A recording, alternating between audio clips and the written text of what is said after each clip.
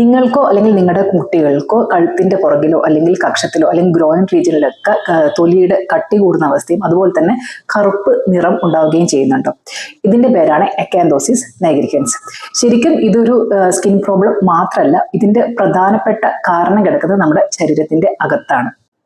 Acanthosis nigricans ഉണ്ടാകുന്ന പ്രധാന കാരണങ്ങൾ എന്ന് പറയുന്നത് ഒന്നാമത്തെ ഇൻസുലിൻ റെസിസ്റ്റൻസ് ആണ്. നമ്മുടെ ശരീരത്തിൽ ഇൻസുലിന്റെ അളവ് കൂടുമ്പോൾ, അതായത് പ്രത്യേകിച്ച് രക്തത്തിൽ ഇൻസുലിന്റെ അളവ് കൂടുമ്പോൾ അത് കാരണം സ്കിന്നിന് കട്ടി കൂടുകയും പ്രത്യേകിച്ച് കഴുത്തിന്റെ പുറകിലും ആക്സിലയിലും ഒക്കെ കട്ടി കൂടുകയും അതിന് കറുപ്പ് നിറം ഉണ്ടാവുകയും ചെയ്യുന്നു. ഇത് പ്രീ ഡയബറ്റീസിന്റെയോ അല്ലെങ്കിൽ ഡയബറ്റീസ് 2-ന്റെയോ പ്രധാന ലക്ഷണമാണ്. രണ്ടാമത്തെ കാരണം എന്ന് പറയുന്നത് അമിതഭാരമാണ്. ക്രമാതീതമായി നമ്മുടെ വെയിറ്റ് കൂടുമ്പോൾ നമ്മുടെ ശരീരം ഈ ഇൻസുലിൻ യൂസ് ചെയ്യ വേണ്ട വിധത്തിൽ പ്രയോജനപ്പെടുത്താതിരിക്കുകയും അതുകൊണ്ട് തന്നെ അക്കാന്തോസിസ് നൈഗ്രിക്കൻസ് ഉണ്ടാവുകയും ചെയ്യുന്നു. മറ്റ് കാരണം എന്ന് പറയുന്നത് ഹോർമോണൽ ഇംബാലൻസ് ആണ്. സ്ത്രീകളിൽ പ്രത്യേകിച്ച് കണ്ടുവരുന്ന PCOD, PCOS തുടങ്ങിയ അസുഖങ്ങൾ, അതുകൂടാതെ തൈറോയ്ഡ് ഗ്രന്ഥിയെ ബാധിക്കുന്ന ഹൈപ്പോ തൈറോയിഡിസവും നമ്മുടെ കഴുത്തിന്റെ പുറകിലുള്ള കറുപ്പിന് കാരണമായേക്കാം.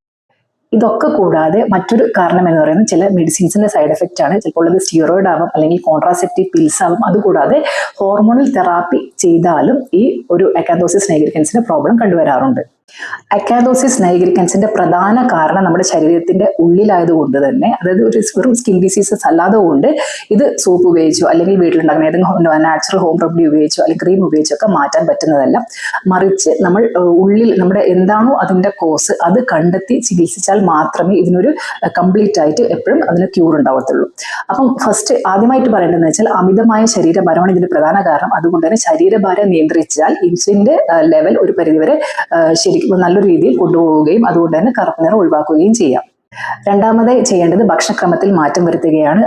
അതായത് മധുരം, ബേക്കറി പലഹാരങ്ങൾ, പ്രോസസ്ഡ് ഫുഡ്, കാർബോഹൈഡ്രേറ്റ് നന്നായിട്ട് അടങ്ങിയിട്ടുള്ള ഭക്ഷണം, അതായത് അരിയാഹാരം, ഇതൊക്കെ ഒരു പരിധിവരെ കുറയ്ക്കുക. മാത്രമല്ല നാരുകൾ, ഫൈബർ കണ്ടന്റ് അടങ്ങിയ ഭക്ഷണം, പച്ചക്കറികൾ, പഴവർഗ്ഗങ്ങൾ, ധാന്യങ്ങൾ ഇതൊക്കെ കൂടുതലായി ഉൾപ്പെടുത്തുക.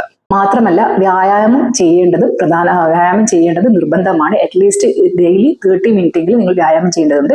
കൂടാതെ നിങ്ങൾക്ക് ഡയബറ്റീസോ PCOD അല്ലെങ്കിൽ ഹൈപ്പോതൈറോയിഡ്സ് ഒക്കെ ഉണ്ടെങ്കിൽ ഒരു ഡോക്ടറിനെ കണ്ട് കൃത്യമായി അതിൽ ചികിത്സ തേടേണ്ടതുണ്ട്. മുകളിൽ പറഞ്ഞ മാറ്റങ്ങൾ നിങ്ങളുടെ ഭക്ഷണ രീതിയിലും ജീവിതശൈലിയിലും ഒക്കെ കൊണ്ടുവരികയാണെങ്കിൽ അക്കാന്തോസിസ് നൈഗ്രിക്കൻസ് എന്ന ഈ അവസ്ഥയിൽ നിന്ന് നിങ്ങൾക്ക് പെട്ടെന്ന് മോചനം ലഭിക്കുന്നതാണ്.